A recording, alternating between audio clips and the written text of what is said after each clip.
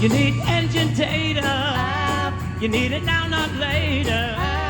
Keep application 2.0.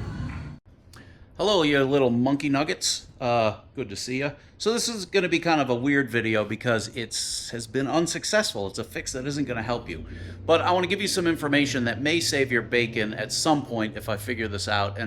And I spent enough time on this as a video project to feel like I got to put it out there. Okay, so here's the thing. You're driving along in your van. It throws a code for transmission pressure too high for too long, or pressure too high or something, or transmission pressure too low for too long or something. I'll have the numbers on the screen, the actual code numbers. What that's telling you is that the pump, the internal pressure of the transmission, is either too high or too low. What causes that? Well, lots of things, I suppose, could cause that. Some forms of restriction would bring the pressure level high. Some forms of internal bypassing or damage would bring it low, whatever.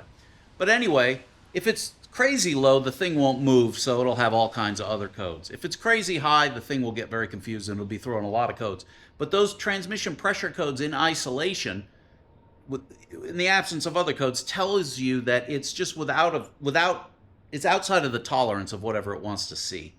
And that's one of the things I do to evaluate a transmission when it comes in. I compare its actual pump output pressure to what it's desired to be. And that's how I say, well, this transmission is probably okay because the pump pressure is where it should be and it's tracking where it's commanded to be through a thing called the VLP solenoid, variable line pressure. This is a solenoid that I assume controls the bypass, and that's how it adjusts the pressure. Why a transmission wants differing pressures? The internal pressure of the transmission would control shift speed and therefore harshness. I assume it would have other stuff to do with the torque converter, and it's a fluid computer and it runs on fluid and pressure is important and blah, blah, blah. All you care about is this code, because so there are these things called the VLP, variable line pressure counters. The van computer is tracking how long this high or low pressure condition exists for. And once it exceeds a certain threshold, from the literature I found, 2,000 miles or some predetermined number of shifts, the transmission is going to throw itself into limp because it's telling you, hey, something's wrong with this transmission, you need to address it. I have given you 2,000 miles of free reign, but now you're pushing your luck, baby. Okay. So, somewhat common because transmission problems will often, the hydraulic problems in there is going to show up as a line pressure code, and it's going to log that difference, and it's going to trip that thing and throw itself into limp. I had a customer early on, and I've done this myself, where he had that problem, and he would just drive until it threw itself in a limp, go to an Amoco, pay them $300 or whatever to reset the VLP counters, and go drive another 2,000 miles. He got, I don't know, 18,000 miles like that before it hit a deer, and then I think he burned it down for the insurance or something. But what you care about is some kind of emergency situation where, like, oh, I'm in the middle of nowhere, and this thing has thrown itself into limp, and I've got high or low pressure codes, and that's all I got, and I need to keep going. So the purpose of this video that I am making is to go out and find the cheapest possible tool that you can use to reset the VLP counters. Now, the way the software works in the van is that function is a Chrysler specific function and defined by Chrysler in the software that they think. So in theory, all the scanners you buy either are going to be very generic and they're only going to do the most generic functions, or they're going to be vehicle specific, or at least vehicle optimized, I guess, where they're taking that information from Chrysler and implementing it. But I have found that as I'm searching to find one of these scanners that simply will reset the VLP counters, it's very difficult to find one that's under $500 that actually does it. So, as I say, in this video is 3 examples of me buying them or getting them or otherwise testing them and it failing. So I suppose I'll have a second video when I finally find an OBD scanner that has that shit correctly implemented in it and actually works. I should mention that these scanners that I'm testing or otherwise displaying are not bad products in and of themselves. I'm not really passing any judgment on them, but they are not implementing that VLP reset, the variable line pressure solenoid reset that we're after here. And in some ways it's forgivable because there's 100 different car manufacturers on the earth, and the scanner has to work with all of them, and they put their effort into other places, and why would they know the people that build these scanners. They start from a somewhat generic place, and then they make their scanner different. But they're not there to don't buy one of every vehicle and test it, unlike me, who's just buy every scanner and test it. Anyway, so the search continues, but I don't know, you may learn something, you may not. All right, you're going to be standing over my shoulder while I at my filthy bench with all my tools and funnels and such on it. Let's just see what's going on here. As I say, I'm not here to go through every single thing that this thing does. I'm here to go find out if it does this very specific thing that would merit you buying it. Anyway, all right, here's the instructions, which I won't be reading. Here's the thing, which I will be playing with. Here's the on button. Let's see if it comes charged up. Oh, it does. Let's see what the battery is like. King Bolen. I believe he was king of Sweden from 1631 to 1646. Or it's a breakfast cereal. I don't know. My God, it's the first day where it's warm enough to be out here without a bunny suit on. All right, maybe this will work good so we can all see. I'm going to assume that this thing knows what it's doing, so I'm going to go here to diagnose. Should I try an auto search? No, I'm not going to, because I know what I'm looking for. American. It's going to be RAM. It does know RAM. That's different from my super expensive scanner. Okay.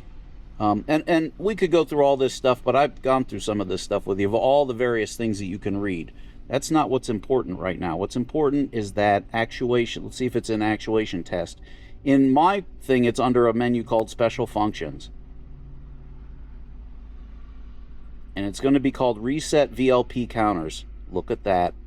Oh, that I can activate the solenoid, not reset the counters. Okay. Okay. Okay. All right. So it's not there. All right. Well, that was a fail, and that's a shame. All right, you little monkeys. Let's unbox this thing together. Let's see what we got here on the Foxwell. You know, I bought a Foxwell years and years ago, and it was surprisingly basic, but also surprisingly useful. All right. Pretty compact, which is a good thing. Key to on, but not start. Down here to your port, sticking her in your hole. When I do that, ooh, it appears the Foxwell comes on. Well, that's quite nice. Maintenance, history, IM, update, settings, data manager, and firmware. Well, I'm going to assume we should go here into diagnostic. See, there should be built into this a thing that says special functions. Okay, well, I think that's our answer. Read codes, clear codes, no. Live data, no. Okay, so, doesn't work. All right, kids, I've got Derek's fancy Snap-on Ethos Pro. This thing was, I don't know, a lot when it was new. It's updated through 2016, which means it is relatively old, and I've already gone through the thing. This is going to show you, oh, well, I'll just buy the Snap-on thing, and it'll work. It'll work. Will it? I've already done this, so I know it won't. It would be interesting to see there is no transmission control module. Let's see if it thinks there is. Oh, wait a minute.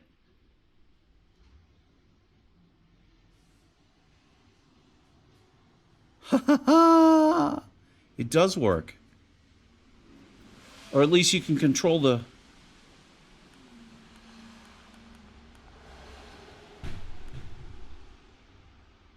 Well, I don't want to control the solenoid so much as I want to reset the counters. This should allow me to turn the solenoid off and on. Yeah. It is just giving me data. Let's see if it actually will reset the counters. That's weird. Oh. Back. Come on. Come on. There you go. Functional tests, system tests. There they are. Clear the VLP counters. Let's see if it does it. It won't really matter. Continue. Optimizing. Yeah, there's two different kinds of VLP counters. Is it going to be successful? It's not a very complicated. Unable to clear in open loop. What about the other one?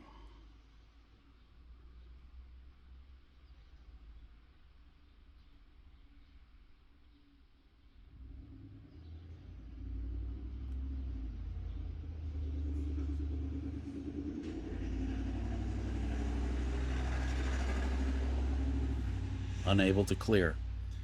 All right, since we're making a comprehensive video of everything that doesn't work in my life, I'm going to show you my fancy scanner, which does do it. This thing was $1,600 a few years ago, and I have to pay every year to have access to get past the software gateway and blah, blah, blah. But hey, baby, I'm a pro, and I'm allowed to do that kind of thing. I'm going to scan this as a 2017 just for the hell of it. It won't really matter. It should actually work. Go into the engine computer. I'm going to go here to special functions. When it comes up, if you're watching this video very closely, you'll see commonalities between all the scanners we're testing, because this part of the software is implemented by Chrysler. It's vehicle specific. It's manufacturer defined, I guess would be a way. So special function, clear VLP, clear VLP counters. This is what it will look like when it works. Clear VLP open loop count has been cleared. Same here. When I go to clear the VLP counters, I'll pick the other one. Has been cleared. That's what it's supposed to look like. Here's the takeaway of this video in conclusion if you made it this far. So let's say you have this problem. You're tooling around in the middle of nowhere, just buying ice cream, and the thing goes into limp, and it's got those codes, and you don't know what to do. In theory, if you go to any shop with a decent tool, a decent scan tool, not a decent tool, a decent scan tool, it should be implemented in their scanner. Now, my fancy red one here is the brand is Think Tool, but the software in here is Autel, and Autel makes I've seen that scanner, this software exactly common to Top Don and a few other ones. So as you'd expect, there's a few major players, and they license their software to the weird brands that implement it. So you go to a shop, and he's got a modern Snap-on or an Autel or a Top Don or something like that. Odds are pretty good it's going to do it. But since you're in the middle of nowhere and you're trying to be selective, what you're really looking for is any shop that has a WeTech system. WeTech is the Chrysler brand. That's their trade name for what their software is. It's the same thing. It does all the same stuff. It runs on a laptop. There's a variety of different levels of WeTech that the shop can pay for. Now, a full WeTech system, which is what the dealer has, which would allow you to program modules and change mileage and alter VINs and program new HVAC computers and all this fancy stuff, that is in the very expensive stuff. It's $3,000 for the system, and every time you touch the vehicle, you got to pay them, I don't know, $35 per VIN. It's serious crap, and it's generally, not always, but generally limited to the dealership. But a lot of shops will have the lesser variants of WeTech because they work on a lot of Jeeps or minivans or trucks or whatever, and it's very good for that. They all do the same basic thing, but WeTech would be Chrysler specific, and I would expect it to work if it's the Chrysler software. So in theory, if you're in the middle of nowhere, that's what you're looking for. You're looking for a shop with a WeTech system or a shop with a very modern, or I don't know, Clem's axle and wheel bearing is probably not going to have a fancy scanner, but a place like Firestone would, or any chain place, or I don't know, you move up the price scale and they start having better and better tools. Okay. Have we learned anything? Not a thing. Nothing.